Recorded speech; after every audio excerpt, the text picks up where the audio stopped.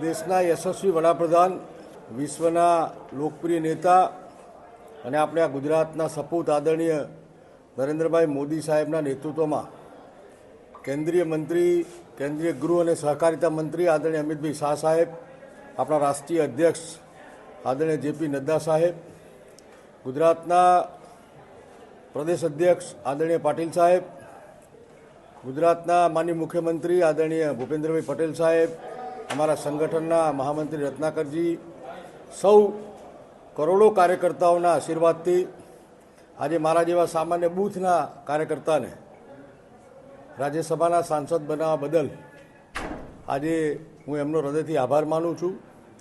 રાજકોટ આજે અહીંયા પાર્ટીના કામે આવેલા છીએ ત્યારે રાજકોટના અમારા મોરચાના કાર્યકર્તાઓ દ્વારા અને પાર્ટી દ્વારા મારું સ્વાગત સન્માન કર્યું એ બદલ એમનો આભાર પણ વ્યક્ત કરું છું.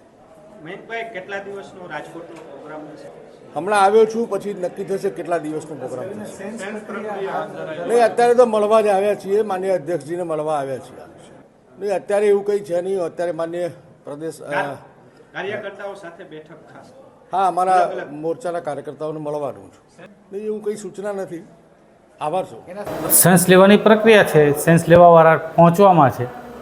સેન્સ જેણે આપવાનો છે એ મોસ્ટ ઓફ કાર્યકર્તા આવી ગયા છે અને સેન્સની પ્રક્રિયા આજને આજ પૂર્ણ થશે. કેટલા જણા સેન્સ દેવા?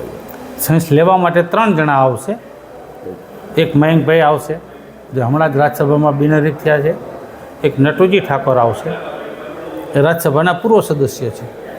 અને એક મહેશ્વરીબેન આવશે, જે કચ્છના ધારાસભ્ય છે.